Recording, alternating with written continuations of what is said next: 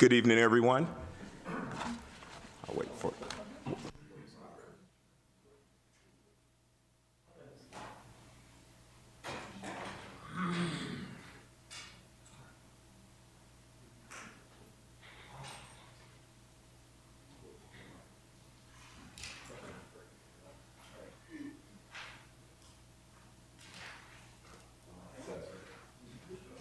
Good evening, everyone. All right, right before every meeting, we start with the Pledge of Allegiance. For those who can stand, I will ask that you stand, and those who cannot, stay in your seat. Thank you.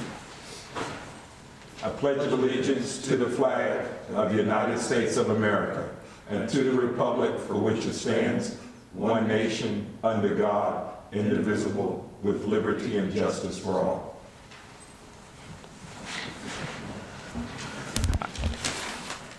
Thank you very much. Madam Clerk, who do we have signed for up today for citizen participation?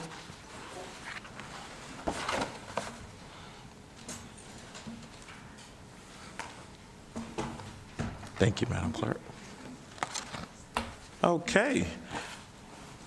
First on our agenda tonight is Ms. Lisa Smith with the Bowie BIC.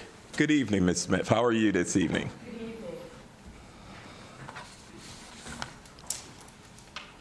evening. Mayor Pro Tem Gardner and members of the City Council, I'm Lisa Smith. I'm the Executive Director of the Bowie Business Innovation Center. And we are a business accelerator and collaborative workspace for technology companies and government contractors. We're headquartered at Bowie State University. And I'm here this evening, first of all, to express my appreciation to the city for its continuing financial support for the Bowie BIC. And I want to provide a very quick update on some of the impacts and projects that I formally reported to you about last June. I've provided each council member with a one-page update sheet. Because in calendar 2018, the clients in the Bowie BIC Accelerator program reported generating 212 jobs and $10.2 million in revenues. Bowie BIC has grown into a real hub for entrepreneurship activity, training, counseling, and networking in the greater Bowie area. And in 2018, a record 1,368 entrepreneurs participated in training, counseling, and networking activities at Bowie BIC. 87% of these entrepreneurs were Bowie-based entrepreneurs. We have also expanded our student internship program with Bowie State University, so now we're able to hire 2 student interns per semester. Kind of recapping, since June and August of 2018, one of our accelerator clients, OpsTech Alliance, which is a cybersecurity company, they made the Inc. Fast 5000 list, making them the fastest growing company in Bowie on the Inc. Fast 5000 list. In October of 2018, we coordinated the first Innovate Bowie event at Bowie City Hall with Dr. Keith Dunleavy of Inovalon as our keynote speaker. The Maryland Startup Bus was part of the celebration, videotaping investor pitches, and hearing from a number of early stage companies. We plan to expand Innovate Bowie this year at City Hall by increasing the number of early stage companies who will be pitching, and we are working now to raise a $15,000 to $20,000 prize for the companies that pitch. In December of 2018, a third Bowie BIC Accelerator client, Millman Systems, graduated from Bowie BIC. Now, at the end of this month, on March 28th, we will host the popular Capital Matters Women's Networking Breakfast at the Comfort Inn in Bowie. 3 successful female CEOs in government contracting who are participants in the U.S. Small Business Administration 8A program for minority women and veteran-owned businesses. They will be our roundtable speakers. And next month, in April, Bowie BIC will launch what we believe is America's first 8A accelerator program for government contractors in the SBA 8A program. Our accelerator is a pilot sponsored by Capital One, and we're working closely with SBA and the 8A business community to provide the capture management strategy components as well as the 8A mentoring that are key elements of our program. So I simply want to say again, we appreciate the city's continuing support for Bowie BIC, and we really hope that each of you will be able to join us at this kickoff event on the 5th of April. Thank you. Wow, quite a bit going on at the BIC. Thank you so very much. Thank you very Ms. much Smith. for this opportunity No, and thank for you. the continuing Thank you for all the support. fine work that you do within the community. The business community definitely appreciates it. Thank you very much. Okay, I'm now going to ask if my colleagues would join me down in the well. Down. And we have a couple of presentations to make this evening.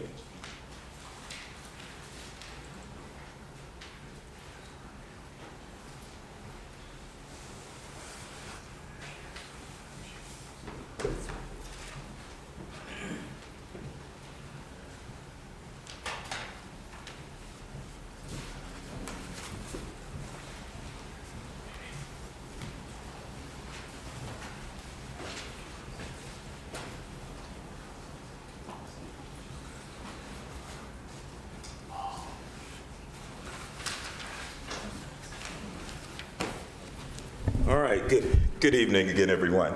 Last session, we started the presentations off with presenting a proclamation to to an individual, Dr. Travis from Bowie State University, who's been very helpful in making sure that students who attend Bowie State not only have a great experience, but their financial burden is lessened. Tonight, we're going to continue with that by honoring an individual by the name of Mr. Robert Johnson. Mr. Robert Johnson, too, is with Bowie State University, and like Dr. Travis, he has been extremely instrumental in admitting a number of young people who otherwise would not have an opportunity to attend college. Mr. Johnson is definitely someone that we want to recognize and give a great amount of thankfulness and gratitude from the bottom of my heart and many students who you have helped along the way. I greatly appreciate what you've done in the community, and I'm going to call our favorite Bowie alumni forward, Dr. Isaac Trout, council member for District 4. Thank you, Mayor Pro Tem. It is a great honor and a pleasure to read this proclamation to Robert Johnson, who I met on the campaign trail several years ago, and we became friends, and he is one that is, you can truly say that he's one of the pillars in our community. But the city of Bowie, Maryland has a proclamation. Be it hereby known to all that the council of the city of Bowie, Maryland takes great pleasure in recognizing Robert L. Johnson, Interim Director of Admissions for Bowie State University. Your dedication to community education and student enrollment is greatly appreciated and recognized. We are so pleased to have a partner at Bowie State University. This proclamation is presented the 4th day of March, 2019, signed by the Honorable, our Mayor, the Honorable G. Fred Robinson, and what I have been told by many people, the greatest clerk in all of these United States of America, Owolda Hernandez.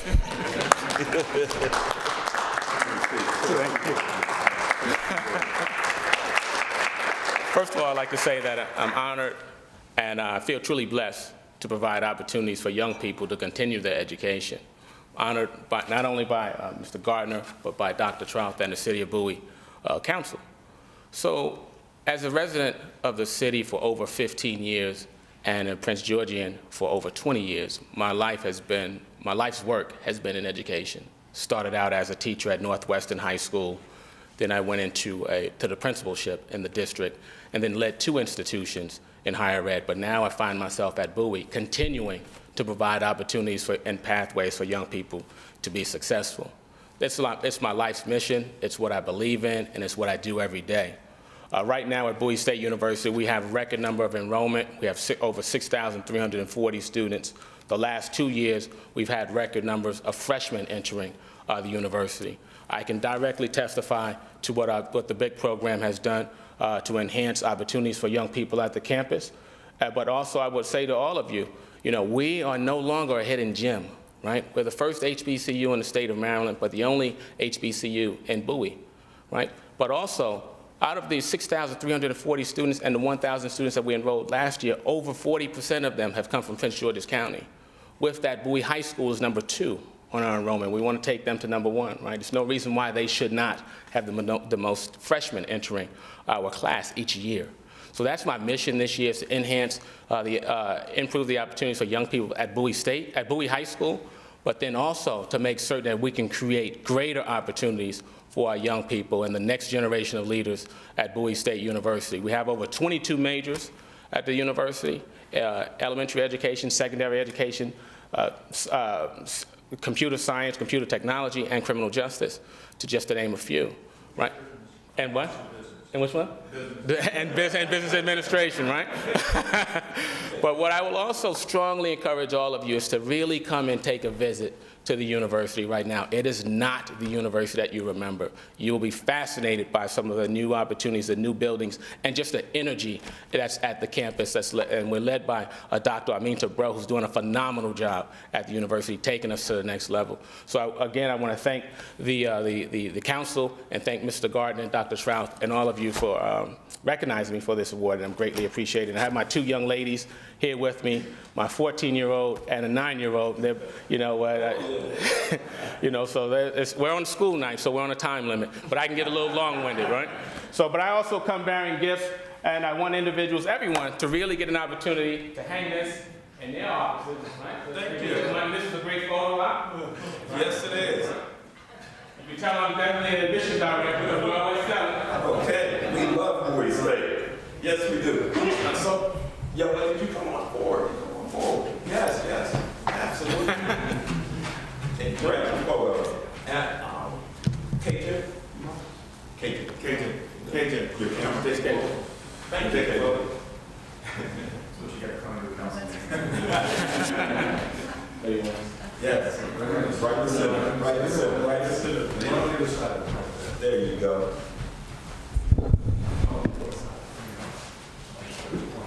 Yeah, he does.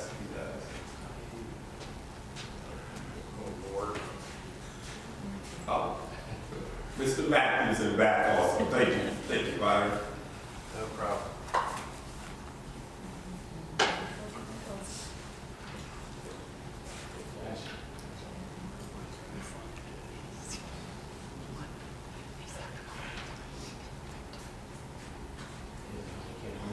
Okay. Yeah, pretty good. Okay. Thank you, ladies. Pleasure meeting you. Thank you for sharing your dad with the city. Thank you so much. No, seriously. Thank you so much. I really appreciate it. I greatly appreciate it. Thank you so very much, young lady. Thank you. Whose phone is it? Oh, okay. Thank you again. Thank you again. All right. Thank you there, KJ. Thank you. Now, we have another proclamation that we'd like to present, and I like to have the owners of our local bakery, Heaven Sent Cupcakery, to come. Oh, wow, and you have a box, one of my favorite boxes. Okay, all right. I like you to call your name to the audience and those who are viewing at home. Hi, I'm James Culbertson. My wife Deborah and I own Heaven Sent Cakery over in the Bowie Town Center. And indeed, they are heaven sent, okay? Indeed, they are. Yeah, first I want to start by, I really enjoy your cupcakes. They are enjoyable. I think I sent some over to some of the staff here on Valentine's Day. And Wilda, did you enjoy your cupcakes? Yes, I did. Okay, very good. Well, the city of Bowie, Maryland, hereby like to present you and the owners, along with your wife, a proclamation. Be it hereby known to all that the council of the city of Bowie, Maryland, takes great pleasure in recognizing Heaven Sent Cupcakery. Whereas a successful and small business is indicative of all independence, initiative, and hard work of the owner-operator, and whereas in our community, the small business owners have always taken a leading role in economic and civic affairs and played on an important part in maintaining and improving the economic health of our area. Presented this 4th day of March, 2019, signed by our mayor, G. Frederick Robertson, and our city clerk, Wilder Hernandez. Thank you so much for all that you do in the community. Thank you so much for your wonderful cupcakes. And I see you have a box here. I'll let you say a few words and All right, well- do what you do with your box. I want to thank everybody in the Bowie area for supporting us. We started out in the food court. I think we're the only ones who ever graduated out of the food court. I don't know if you've ever been to our shop. We like to make it the neighborhood home. You come back, the way, people talk about the way it used to be, where you feel good, you know each other, you have a conversation. That's how we try to operate. My wife isn't here right now because normally she's up at 4 in the morning to start baking the cupcakes for everybody every day. But we do appreciate everything the community has to offer. We love meeting everybody, talking to everybody. Come out and let the council Well some done. nice selection. Oh, If you've not had our cupcakes, oh, wow, okay. Do 4 love sweets. Not indeed. I want to appreciate everybody for this. No, thank you so very much. Thank you so very much. Thank you. Yes, hold on, we want to grab photos. If we can't, oh, here we come. Byron, how about? Daniel, come on, grab a cupcake. Spring bodies are made in winter. So now we have evidence of the bribes. There you go.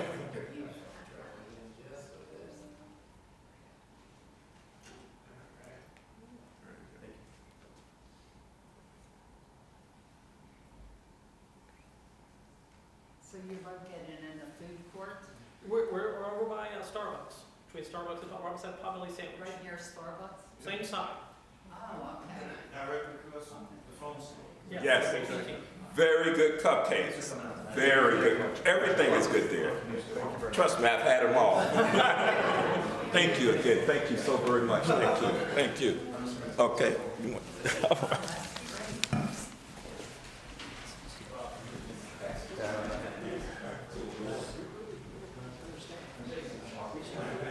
Oh, what's that?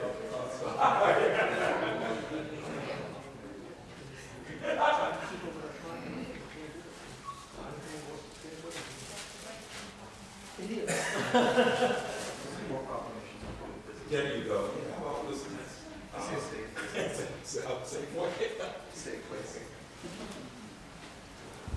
Okay.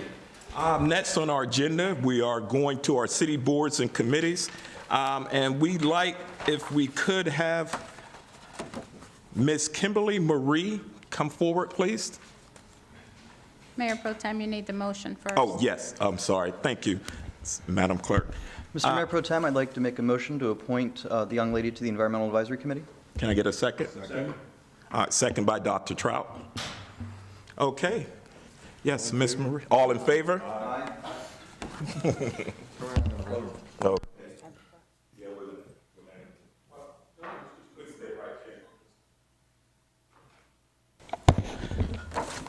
Hello, hi, Ms. Marie. You come forward here. Do 4 doesn't bite. Okay, if you could raise your right hand and repeat after me.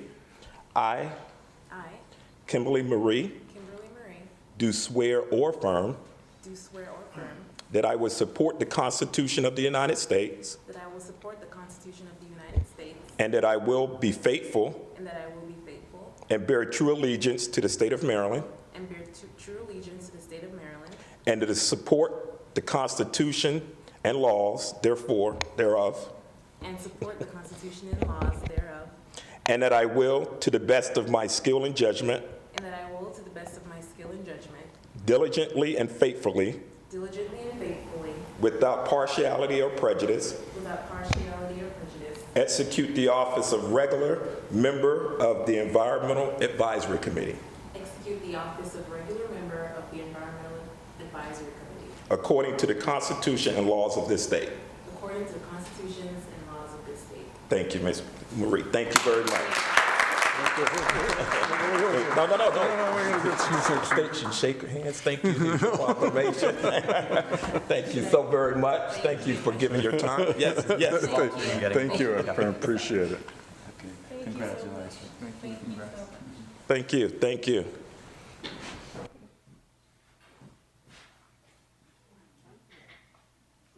All right.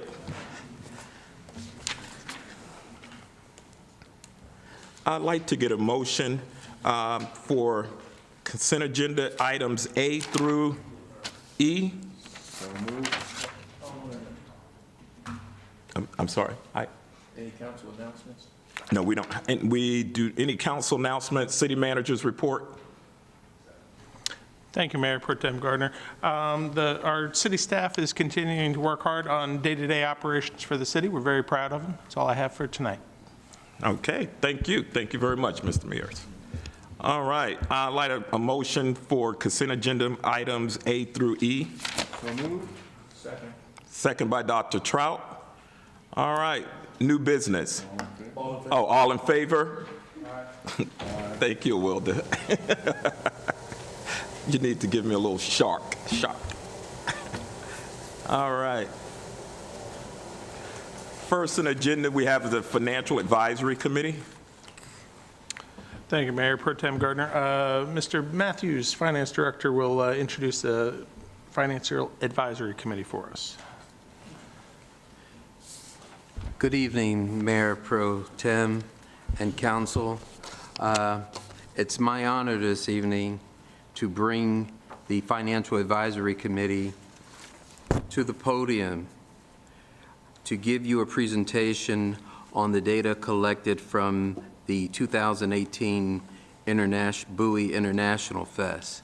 The representative tonight is Tiffany Lightborn, and she will be giving the presentation. Tiffany? Thank you very much. So today's presentation will be fairly brief, but I wanted to be able to highlight on behalf of our chair, Patricia Peterson, and the members of the Bowie Financial Advisory Committee, some results from a 2018 citizen survey. What we did is we used the Bowie International Festival as an opportunity to gain some information about how residents of the city of Bowie think about their satisfaction with and their understanding of the city budget and our expenditures. We recognize that part of our mission as members of the Financial Advisory Committee is also to educate folks about the financial life of their hometown and to be able to spark their interest in potentially, as the young lady just did, potentially serving as members on the Financial Advisory Committee. So we used this particular event. It's a convenient sample of folks who stopped by our booth and played games with their kids. We took the opportunity to pass out copies of the budget in brief. We also had placards that we walked around the festival that showed the allocation of the city budget. And for people who were interested, we also then asked them to take a small survey, one-page survey, to ask some questions about the city of Bowie budget and their satisfaction with it. So the first question that we asked was, how satisfied are you with the financial information available about the city budget and spending issues? And I'll collapse a couple of categories here, the very satisfied and the satisfied. And 49% of those who responded to the survey were satisfied with the financial information that was available. There were about 25% of people who we surveyed who didn't know, which suggests there's opportunity for education, and there were 6% that were dissatisfied. And that's combining both the dissatisfied and the very dissatisfied. The second question we asked is, how satisfied are you with the overall direction that Bowie is taking with its budget and capital improvements? We had slightly lower satisfaction here, with about 42% of respondents saying that they were somewhat satisfied or very satisfied. But we had a larger proportion of folks saying that they don't know, and 32%. And we had 10% saying that they were either very dissatisfied or dissatisfied with our budget and capital improvements. The next question that we asked had to do with, how satisfied are you with the overall job being done by the city of Bowie government in providing services to the people who live here? And on this question, it was fairly clear that 80% of folks thought that they were satisfied with the level of services that they were receiving in the city. Only 5% said that they didn't know. So this was a question that people had an opinion on. And only 1% were dissatisfied. So there is a great deal of satisfaction with city services. second to last question that we asked was, how satisfied are you with the local economy? And we're hearing great things happening from other presenters today that are boosting the local economy, and 65% of our respondents were satisfied with the local economy. 12% didn't have an opinion, and about 2% were dissatisfied. We then wanted to get a sense about engagement. So how are people participating in the life of city government? 75% of the people that we surveyed had never attended a City of Bowie city council meeting or board meeting. And so I think there are opportunities here to get more people engaged in how decisions get made and the political life and financial life of the city. In terms of people who frequently come, 1.5%. When we asked how often have you attended a City of Bowie budget hearing, the numbers continue to go up, with 88% of our respondents saying that they've never come to a budget hearing. And in terms of frequent visitors, 0. There are some folks who have maybe been once or twice in their experience as a resident, but again, there's an opportunity here to get people engaged in that process of hearing out the city budget. When we asked how people got City of Bowie information, we asked a question about how often have you watched a City Bowie Council meeting on television or some other media. And this was an interesting question because we did see that about 52% of folks had never watched a council meeting or had never watched anything else sort of sponsored by the city. But then we did have, 32% and 11% who occasionally or rarely did so. So you are getting about, 48% of the population have at least tuned into some media, even though they may not have been physically present in the room. So there is an opportunity there with our media sources to get more people engaged. When we looked at respondent demographics, we saw that the majority of the people who participated in the survey were overwhelmingly married, followed by single.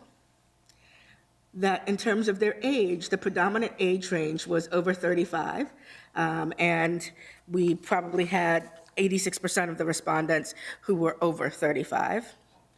We also asked how long they'd lived in Bowie, and this particular graph was almost a perfect bell curve in the sense that the majority of folks who took the survey were in those middle groups, 10 to 15 years, 15 to 25 years resident in Bowie. But we also had representation at the lower ends of the spectrum and higher, with some who had been resident in the city over 25 years, 12%, and 7% who had been here less than 1 year. So what does this all mean? I think when we think about city services and the financial life of the city, we should be really credited that there's a high satisfaction with city services and the local economy. And people feel that Bowie's a great place to live. And they said that to us qualitatively as we were giving the survey. Bowie residents also tend to trend towards the highly educated. So a lot of folks also felt a little embarrassed as we were giving out surveys that they didn't know more about the budget and the budget process, but they were learning about how to gain information and where to go if they had questions, and really wanting to increase their financial literacy. And so where we saw lower satisfaction with city financial information and budget allocation, we need to dig a little deeper to see if the sources of that dissatisfaction are really just not having an in-depth knowledge of the budget process itself. Overall, there seemed to be lots of room for increased citizen engagement, whether in person or via media, to get people engaged with the decisions that are being made about capital improvements so that they don't come as a surprise. We had lots of people engage us in pretty animated conversations about projects they thought were great or not so great. And, we're pretty agnostic about it, but we said that, the place to really vent that is here, that they need to engage with their council members about those investments. And we also realized that community events like Bowie Fest, like International Fest, are good opportunities to educate the public about city government and tap into their perceptions about how well government is serving them. I'd also like to conclude with noting that many small cities across the United States have invested in public surveys that look at citizen satisfaction with city government services. They look at their concerns about public safety. They look at suggested directions for spending. And we should really think about and invest in, for the city of Bowie, something similar that could do what we did on a very small scale, much more systematically, because I do think that as members of these committees, that we would each have items that we would love to see on a survey like that, that was representative of our population, so that you could really tap into not only citizens' financial literacy, but maybe their knowledge about environmental issues, public safety, other things that are pressing concerns, and where they'd like to see the city budget funds allocated most. So just giving you sort of a little bit of an update on what we've been up to, and any questions from the council. Mr. Staff? Hey, thanks so much for presenting tonight. Thank you to your committee for taking the time to do a little bit of work on this. Some nice data. I love that you guys are doing surveys. I think this is the first time the FAC has done a public survey in a while, if I remember right. We've done one before that was qualitative, a little harder to analyze, and so now we're going towards the quantitative. It's easier to tell the story. I really love it, and I really hope there's more of it in the future. What I'm really interested in, so I do a lot of informal surveys as a city councilman. I do a lot of door-to-door. I do a lot of like targeted Facebook stuff. And I've gotten a lot of data over the years from residents. One of the things that's really tough is that residents often want conflicting things, right? So kind of consistent with what your survey found, I constantly hear people are basically happy with existing city services and basically don't want them to change. People also, I tend to find, don't want new residential growth. That's a very common thing, but people also want their taxes to stay where they are, maybe even go down a little bit. And so what I'm really interested in for any committee that is doing or is thinking about doing future surveys is anything you can do to kind of drill down on the data a little bit and try to get a sense from voters if they had to pick certain priorities like taxes staying where they are, new development, or new spending and higher tax, or whatever the case is, try and really get a sense of where their priorities are, because I think that's something where we sometimes feel like we get very conflicting information from people. They want different and opposing things. But I just really appreciate your taking the time, and I'm excited to see some more data in the future. Wonderful.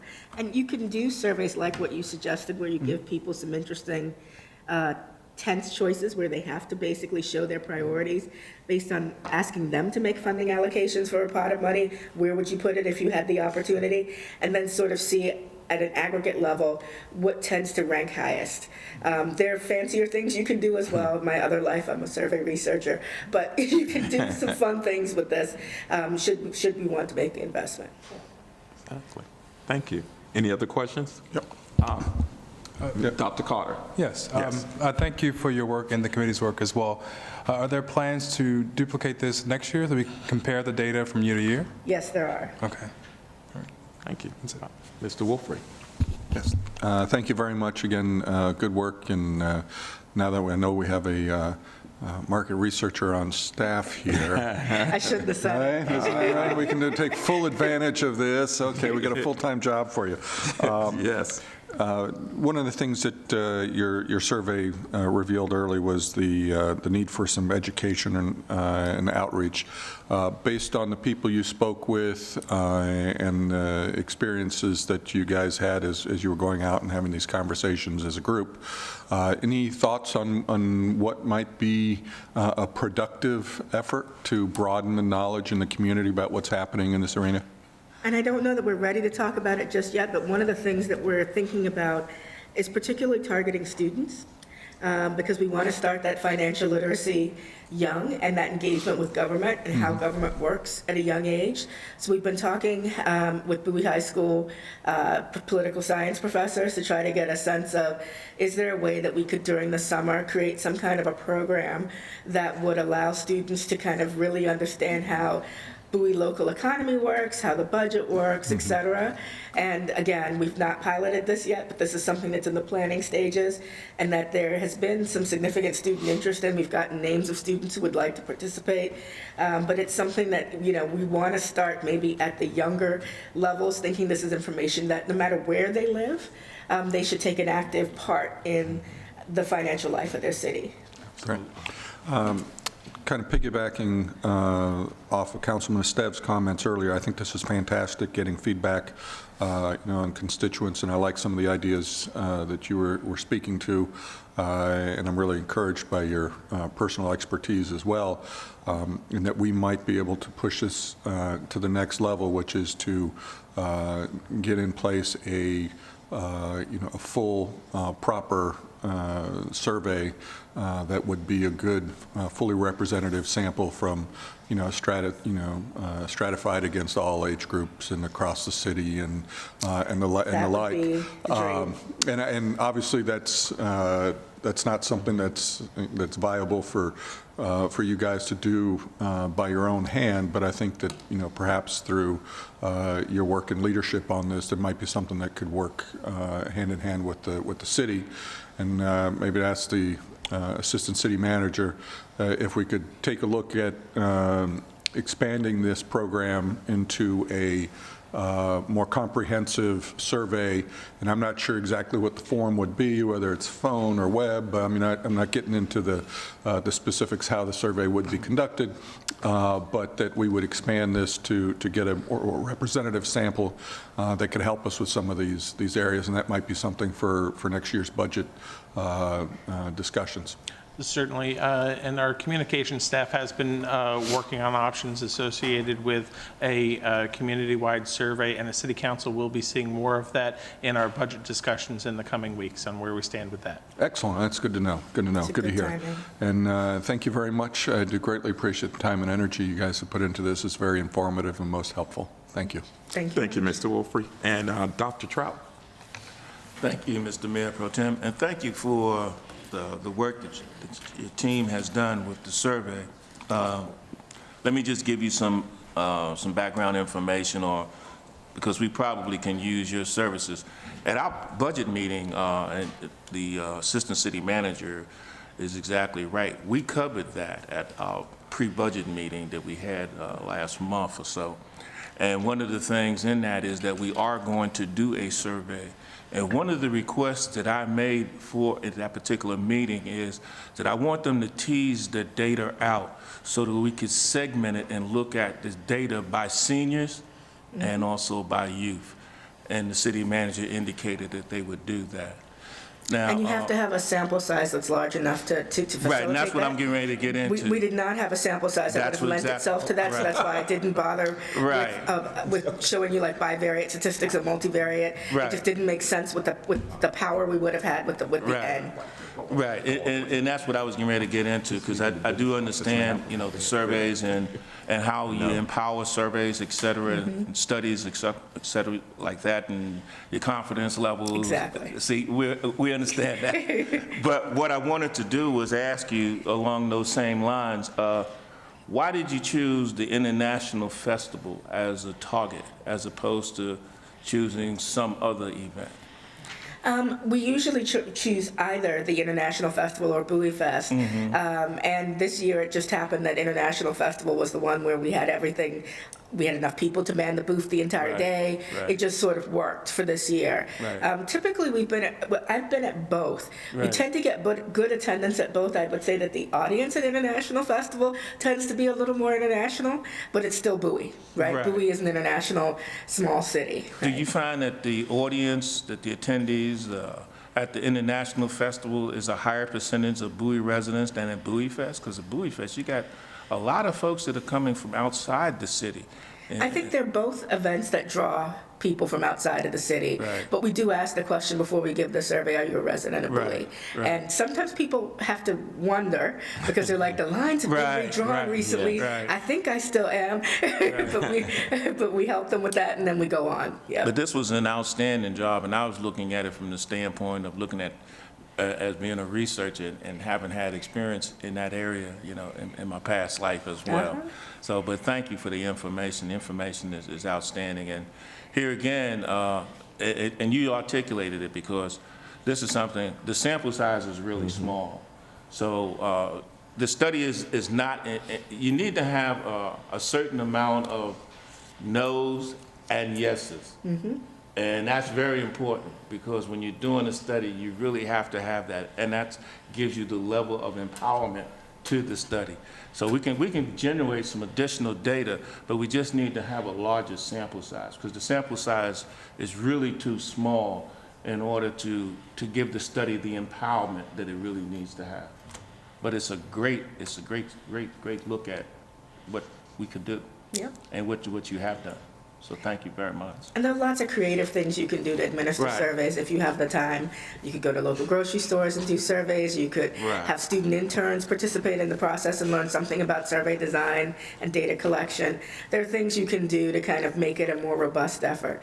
And we look forward to any participation we can have with your communication staff to do so. Right. Okay. All right. All right, thank you. Thank you again for Thank you coming much. out this evening. Great report, great information. Thank you so very much. Item next, Trails Master Plan criteria. Thank you, Mayor Pro Tem Gardner. Joe Meinert, Planning Director with the city, will introduce the Trails Master Plan information. Good evening, Mayor Pro Tem Gardner and members of the council. Joe Meinert, Planning Director. This item tonight is a request by staff to have council's input on the Trails Master Plan as we're starting to prepare this product. With us this evening is our consultant, Mr. Jim Klein of Lardner Klein Landscape Architects. This is a planning department budget objective for this year. A workshop was held February 2nd, and one of the most important things we have on the methodology for this project is to obtain some input from council regarding what you value the most in terms of priorities and values for prioritizing the recommendations of the plan, which have yet to be developed. And so what we are seeking tonight is council's input, council's consensus on those things that you feel the plan should value the most in terms of how we prioritize the recommendations. We've provided a document which identifies, Mr. Klein prepared this document, identifies some criteria, and also a framework document which brings you up to date on the progress of the project. At this point, I'll turn it over to Mr. Klein, and he will hopefully engage you and get your feedback so that we can take it forward and develop the recommendations of the plan. Thank you. Thank you, sir. You may. Good evening, Mayor Pro Tem and council members. Jim Klein, I'm with Lardner Klein Landscape Architects. We're delighted to be here and working on this effort. In the previous years, we worked on the master plans for Allen Pond Park and White Marsh Park, and then have done a lot of bicycle and trail planning in the area. So we're delighted to be here in the city and working on this master plan, Trails Plan update. I think we're here to really kind of check in with you before we get too far along in the process, and I think that's the main objective that we have here tonight. You see before you the sort of overall process. We're there in step 5 and 6 in the purple text up there, and looking at criteria and setting priorities, and we have conducted the public workshop. Let's see if I can get this right here. There we go. I think what we're really starting from is really a good trail plan that was done in 2002 and updated in 2008. It was then in 2016 when the sustainability plan, one of the pieces of that plan identified expanding existing trails for biking, hiking, and family walks into a safe, interconnected network as a major goal in that sustainability plan. So that's really kind of our starting point in moving forward. And we have used the first part of our study effort here in the master planning effort to reach out to the public. We've used a community survey, which we had 322 respondents, the 2/3 of which lived in the city but worked elsewhere. So it's kind of and the outreach of that particular survey, the results of which are in that handout that we gave you ahead of time there. But really, most of them are more casual bicycle riders, and surprisingly, 2/3 are walkers every day, which is great. You know, so you have people out walking for exercise, riding bike, and walking for fun, and that's the main sort of the majority of the users in this community. At the public workshop, we had a good number of participants, about 30. We actually gave them pieces of yarn to see if they could come up with a priority for a network trail, they came out on a kind of blustery Saturday morning with snow on the ground. Some even rode their bike there. I thought that was pretty impressive. And so we have some really good feedback from that, and that's, again, is the part of our outreach effort that we're moving forward with. And I'll touch base on that in a little bit. The trail, another aspect of the work that we're doing right now is looking at the trail network and trying to find, sort of where there are gaps in that network. And I think when you look at the gaps, many of those network gaps are on the pieces you've been working on for many, many years, whether it's the busy highways or crossing railroads or other aspects of it. Racetrack Road is a real priority for people to try to make some connections from up near Bowie State down toward Annapolis Road. Extending the bicycle facilities on Crane Highway comes out a lot of people who are enthusiastic. Again, these aren't on city streets, but they're parts in some, even on extending the facilities out on Annapolis Road isn't in the city itself. But people have kind of a little bit of a broader view about how getting in and around on bicycle or by foot in the city kind of goes beyond just the borders. We also looked at your ongoing development projects and transportation project, always an opportunity to involve and get some leverage for gaining bicycle and pedestrian projects. Again, the Racetrack Road is an active project that the county is working on. On 450 Annapolis Road, the engineering was 95% complete, but now on hold. It's in your priorities, and you probably mention it every year, but somehow that particular area is a big concern and continues to be. And then any of those barriers you see up there, whether it's a railroad, a highway, a wide street, or up on fast-moving traffic on a lesser-used road, or high-volume traffic, but not necessarily a major road, are the barriers that you're trying and have been trying to get across and make connections with throughout. And it is part of our survey, those top obstacles rank true for both walkers and folks on wheeled, human-powered wheels, I guess you call it. But of course, for walking, darkness is always a challenge for a lot of people. But it's that unpredictable driver behavior, too many barriers that come out consistently throughout on both walking and bicycling. And improvements to make that better. That on the walking side, it's very similar between walking and bicycling in that connectivity is important, more dedicated space for people, and better crossings, more vehicle separation, both for bicyclists and pedestrians. And so as we look forward to what we can include in this plan and how we can solve some of these problems over time, we have to look and see what kind of changes have occurred since 2008 in the way that people have addressed bicycling and walking in communities. And you see some recent documents there from Federal Highways and another group called NACTO, which have been coming up with better ideas and using sound engineering judgment to solve those ideas, finding ways to get better separation. You see a picture there of the Indianapolis Cultural Trail that runs along major roads there. It's one of the most amazing destinations you would want to see for walking and bicycling. And they're actually separated walkers and bicycles on that. Or just simply shortening the distance on a crosswalk. Those kinds of things are really critical for increasing the safety and attractiveness of bicycle and pedestrian routes. And then building on that sustainability plan as we look forward to this and developing some visions and goals for the plan as we move forward based on all this outreach that we've been doing. Two things really come up. One is the role that bicycling and walking play in the health of people.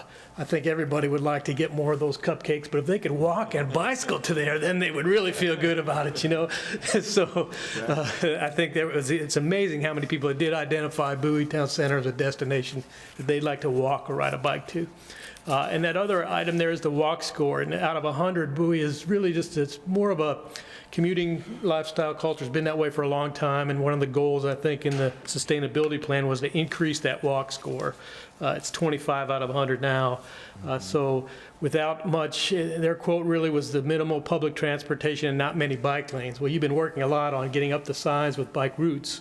And I think what really has to happen now to increase people's comfort level is to increase that separation between vehicles and bicycles and pedestrians. And so with that in mind, I think that's what we learned from our outreach effort as moving forward, and kind of came up with just a draft vision that really just almost quotes your sustainability plan, because I think that's the best place to start, is really talking about the city of Bowie working together with local, state, and government partners, because that is, you have a mosaic of different operators of your streets and sidewalks and public spaces on the development community, the trail user community, to transform what you have, which is an impressive, very impressive, but it's aging collection of individual trail segments into a network of safe and enjoyable trail experiences for biking, hiking, and family walks.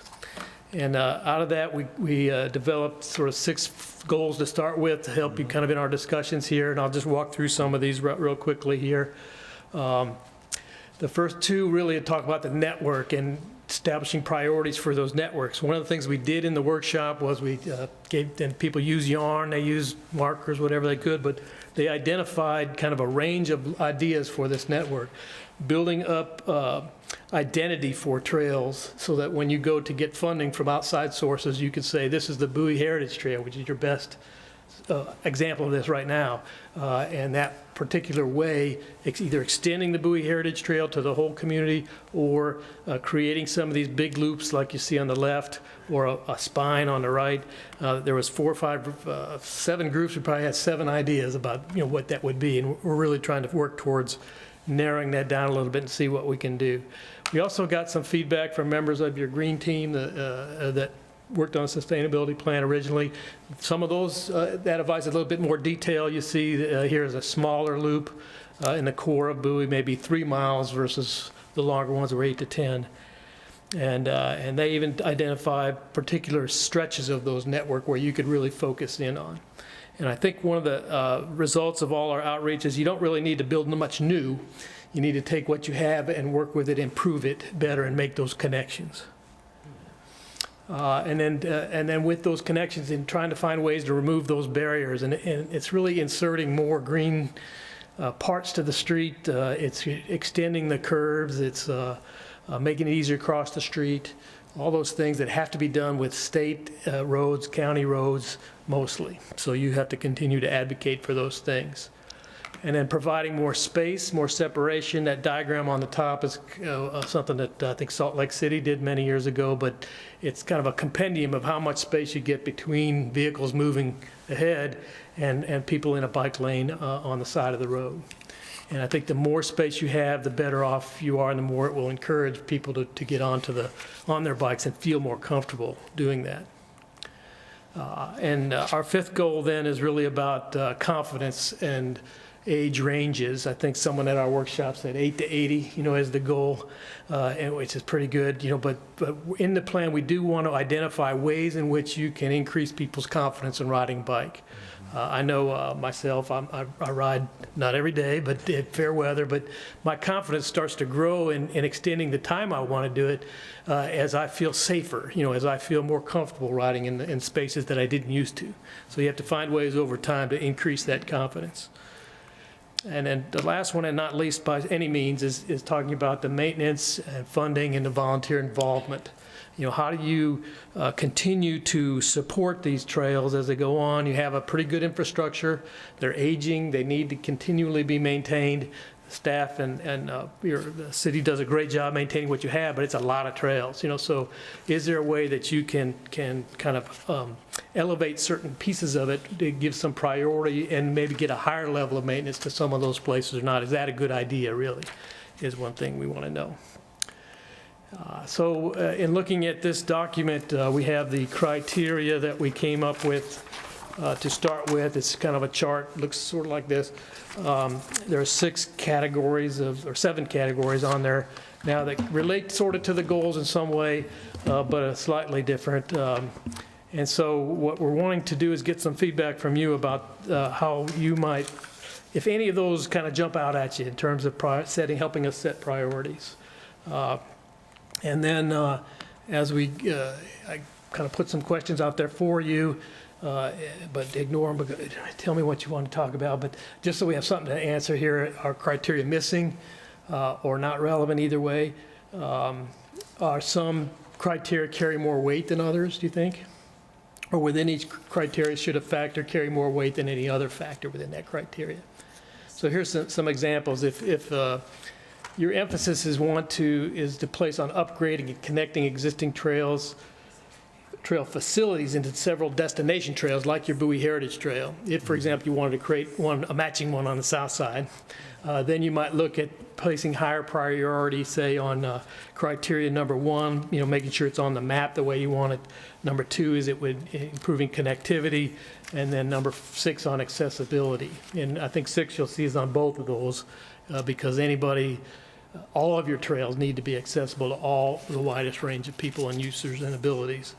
And then another example might be if you want to increase and expand the number and age range of trail users, it might be focusing more on getting them from their home to a trail.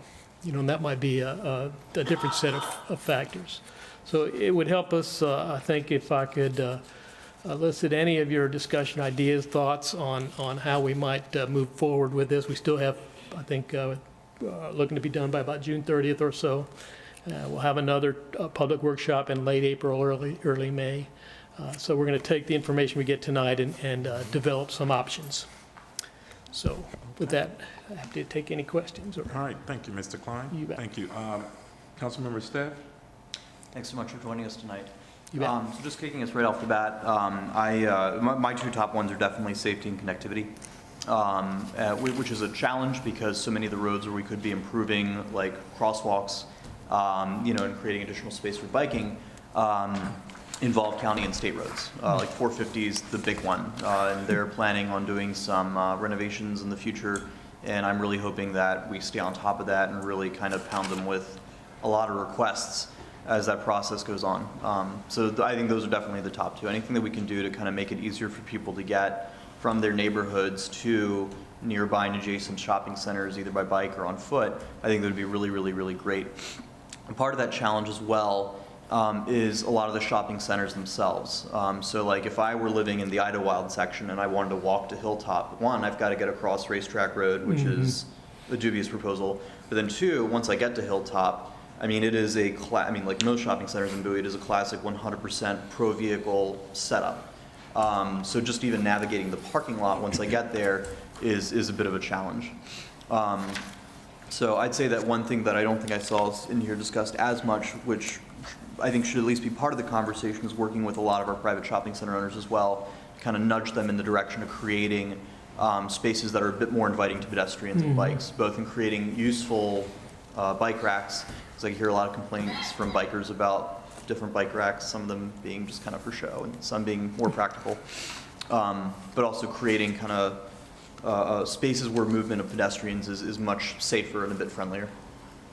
Great, thank you. I did have dinner at the Bowie Town Center this evening and was marveling at people walking around like, wondering where to go, So as they're walking around wondering where to go, I think they feel less than safe walking. Right. Yeah, so thank you.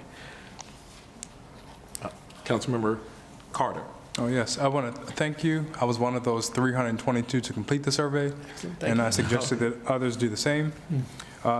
So I see our residents, they walk on those paths, they run, they have their children, that's important. Personally, I use the trails to train throughout the year, so I'm out there winter, summer, spring, and fall. That's really important to me.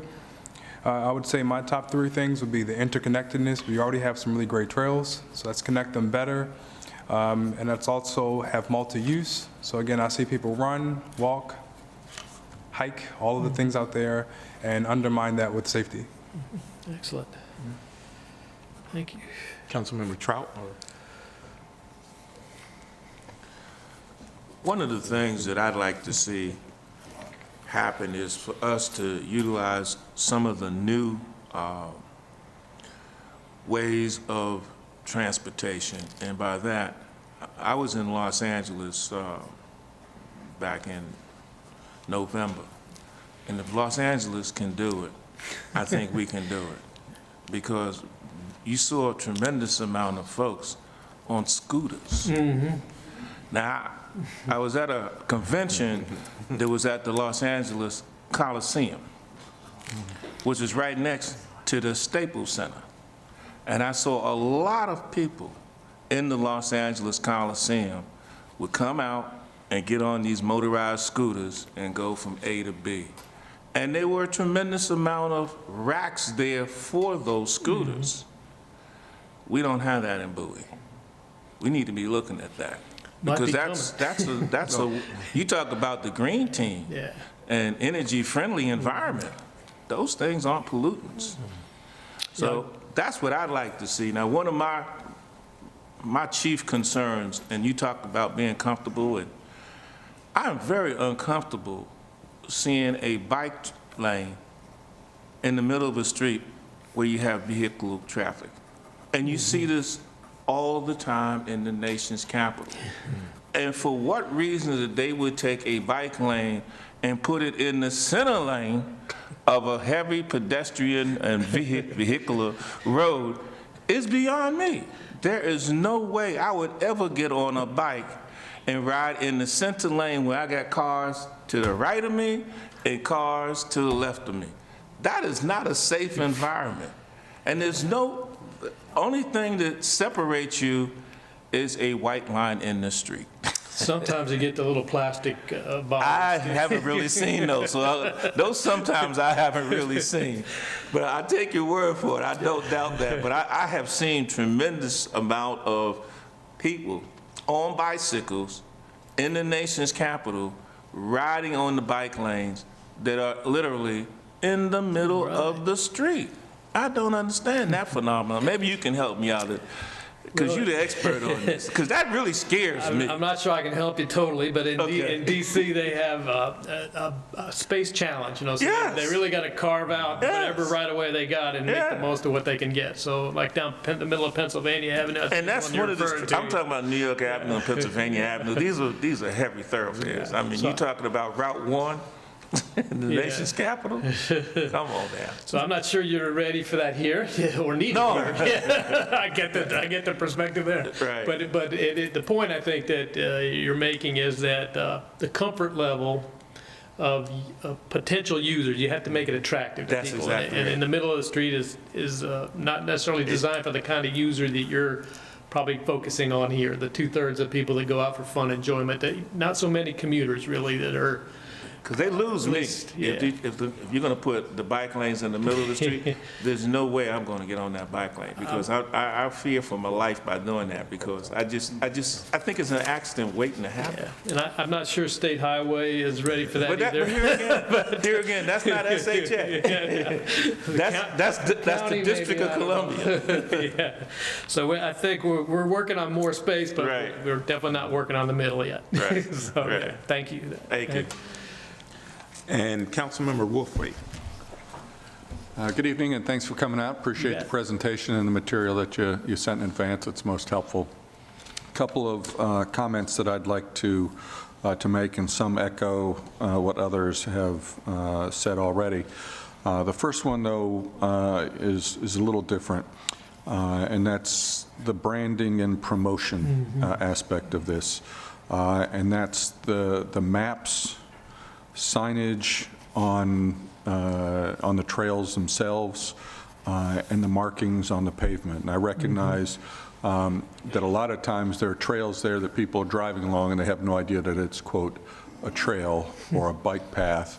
And I think that, to the extent that we can establish what these paths really are in people's minds, they'll get a greater comfort in using those.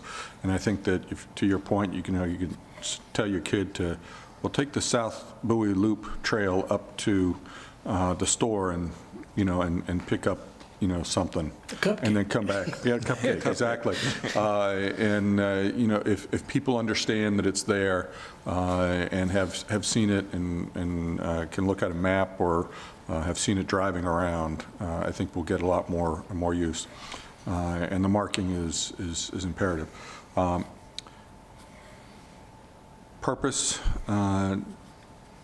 trails connectivity with shops and activities. I think it's really an imperative as well. And to, I think it was Councilman Stev's point earlier, when you get there, you need someplace to put your bike. And I've been there with the 3 kids, and I'm like, okay, where are we gonna, Dad, where does the bike go? I'm like, I'm working on it. And you know, who's got a cable long enough to get them all locked up?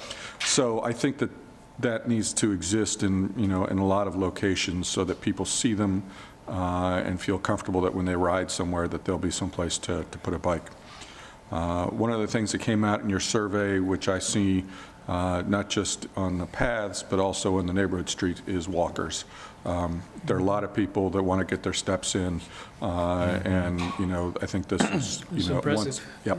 And this is not about somebody who's going to ride, you know, 12 miles to work. This is someone who's not interested in riding a bike at all, but boy, it's good exercise to get out and about. And I think that we need to ensure that we're addressing those.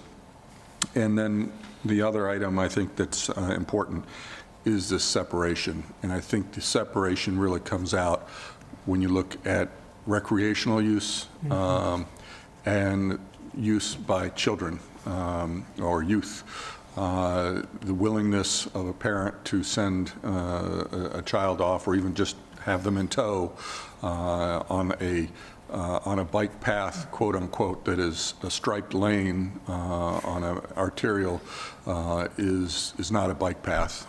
And no matter what SHA says or does about it, I'll ride my kids all the way through the Bowie neighborhoods instead of getting on that, you know, on that path. There's too many people with texting problems and attention problems of other sorts that, you know, you just feel like you're putting yourself in peril.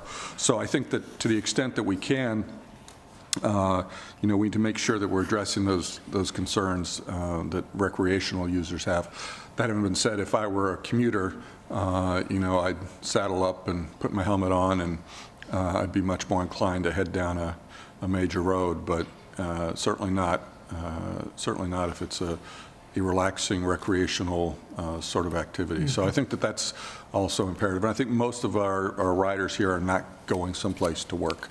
There are some that live and work in Bowie and can ride a bike there, but for the most part, as you mentioned earlier, we're a car-driven you know, community. So we really need to make sure these things focus on the recreational use. Excellent. So those are my priorities. Thank you. Thank you so much. Thank you, Councilmember. And I wanted to finish with a note myself, Mr. Klein. Well, I definitely enjoy our trails that we have in the city. I wanted to ask, perhaps staff might have an answer towards this.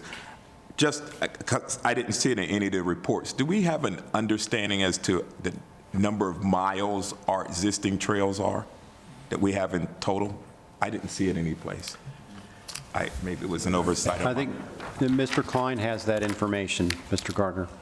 Okay. Yeah, it's this purple chart, you know, so it has it on there. And it talks about trails that your city owned or operated or maintained. And currently. Also the other operators, like the county has some trails they have in their parks and whatnot. And then the big regional trails, WB&A. Okay, I'll reflect to that as well. And then I will share this. There are a number of residents, mostly that have more so fears. You know, we are a pretty forest environment, a pretty dense tree population, and some of their concerns are critters, you know, just the fox, the possums, and things of that nature. And then too, with that, just some of their concerns, and then there were a few to even address where they would like to see at every determined upon radius that we might have these emergency call boxes for many of those that could use them for whatever reason, for just safety, and then perhaps maybe not nighttime, but maybe like when it's a little dimmed outside. Councilmember Wolfrey mentioned the markings in the trail, but maybe those that are reflective as well, giving some indication for joggers or riders or whomever, so they can view these the markings at night. Absolutely. Yes. So those are some of the concerns that I would like to address, but definitely the safety issue with the call boxes. And that was all that I had. But otherwise, a great report and a great set of information here. And I'll reflect back to determine, getting an understanding as to how many actual miles that we have of our trails, too. But thank you so very much. Are there any further questions, anyone? Well, thank you again, Mr. Klein, for coming out. Great report. It's very helpful for us moving forward, so I appreciate the time. No, we appreciate you coming out this evening. Thank you. Again, thank you. Thank you. All right, council member at staff, I'd like to adjourn. I'd like to make a motion to adjourn. All in favor? Aye. Good night, everyone.